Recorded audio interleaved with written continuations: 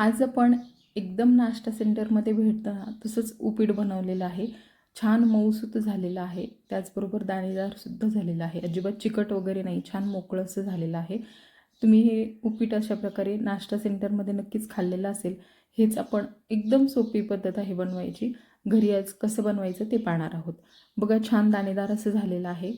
चवीला पण खूप मस्त झालेलं आहे. तर हे तुम्हाला शेव वाढून खायला आवडतं की नुसतंच खायला आवडतं ते सुद्धा मला कमेंट करून नक्की सांगा. चला तर मग लगेच रेसिपीला सुरुवात करूया.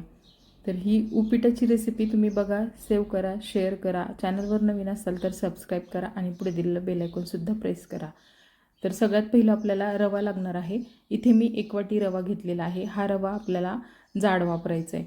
जाड रवा असेल तर उपीट छान दाणेदार होतं, अजिबात चिकट होत नाही, गाठी होत नाही शिजताना वगैरे, मस्त मोकळं होतं. तर हा रवा अगोदर आपल्याला असंच भाजून घ्यायचा आहे. सुरुवातीला तेल वगैरे काही घालायचं नाही, तूप वापरू नका, तेलामध्येच उपीट छान होतं.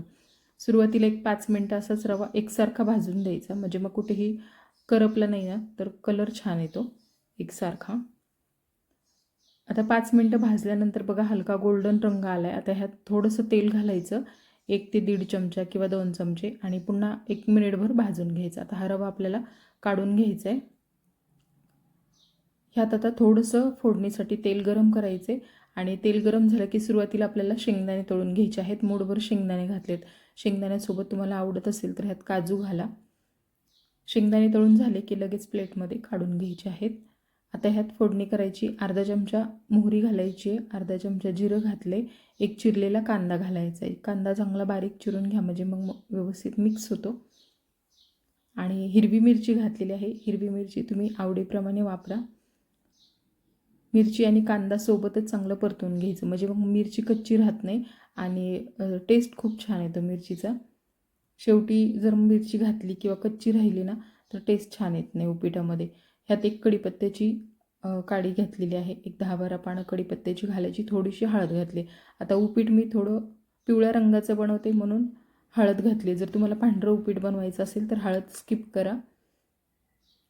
ह्यात आता पाणी घालायचं आहे. तर आपण जो रवा घेतला होता त्या रव्याच्याच वाटीच्या प्रमाणामध्ये पाणी घ्यायचं. 1 वाटी रव्यासाठी 3 वाट्या पाणी घेतले. जाड रवा असेल तर 3 वाट्या पाणी वापरा.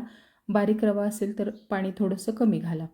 आता पाण्याला उकळी आल्यानंतर ह्यात चवीपुरतं मीठ घालायचं, आणि लगेच ह्यात भाजलेला रवा घालायचा आहे. सोबतच आपण शेंगदाणे तळलेले होते ते सुद्धा घालायचे आहेत. तळलेले शेंगदाणे मी भाजलेल्या रव्यावरतीच काढले होते. रवा पाण्यामध्ये घालताना गॅस लो करायचा. रवा व्यवस्थित पाण्यामध्ये घालून चांगलं मिक्स करून घ्यायचं. जाड रवा असल्यामुळे बघा अजिबात गुठळ्या वगैरे होत नाही. जास्त तेल पण मी वापरलेलं नाही. आपण शिरा वगैरे बनवताना भरपूर तेल तुपाचा वापर करतो, तसं उपीट करताना जास्त तेल तूप वगैरे लागत नाही आणि चवीला पण खूप मस्त होतं. आता ह्यावर झाकण ठेवायचं आहे आणि एक मस्त 2 मिनटं वाफेवरती हे मोकळं असं शिजवून घ्यायचं. 2 मिनटं वाफ घेतलेली आहे. चांगलं मिक्स केलं आहे. तर बघा एकदम छान दाणेदार असं हे उपीट तयार झालं आहे. चवीला पण मस्त झालेलं आहे. झटपट होतं. सकाळच्या संध्याकाळच्या नाश्त्यामध्ये तुम्ही बनवू शकता. मुलांना टिफिनमध्ये देण्यासाठी सुद्धा बनवू शकता. चवीला खरंच खूप छान झालं आहे. नक्की करून पहा या पद्धतीने. शक्यतो तर उपीट बनवताना जाडच रवा वापरा, म्हणजे मग छान असं मोकळं होईल. आणि पाणी प्रमाणामध्ये असेल तर छान मऊसूतही उपीट होतं. जाड रवा असेल तर 3 वाट्या बरोबर पाणी घालायचं. बारीक जर रवा असेल तर 2.5 वाटी पाणी घाला. जास्त पाणी झालं तर मग उपीट चिकट होतं. वाढताना तुम्ही यावर शेव घाला, फरसाण घाला, डाळिंबाचे दाणे घाला, किंवा असं प्लेन जरी वाढलं तरी काही हरकत नाही. अगदी छान मस्त गरमागरम उपीट आपलं तयार आहे. व्हिडिओ कसा वाटला कमेंट करून सांगा. आवडला असेल तर लाईक करा, शेअर करा. चॅनलवर नवीन असाल तर सबस्क्राईब करा. इंस्टाग्रामवर तुम्ही जर असाल तर तिकडे सुद्धा आपला चॅनल आहे, फॉलो करायला विसरू नका. व्हिडिओ संपूर्ण पाहिल्याबद्दल खूप खूप धन्यवाद.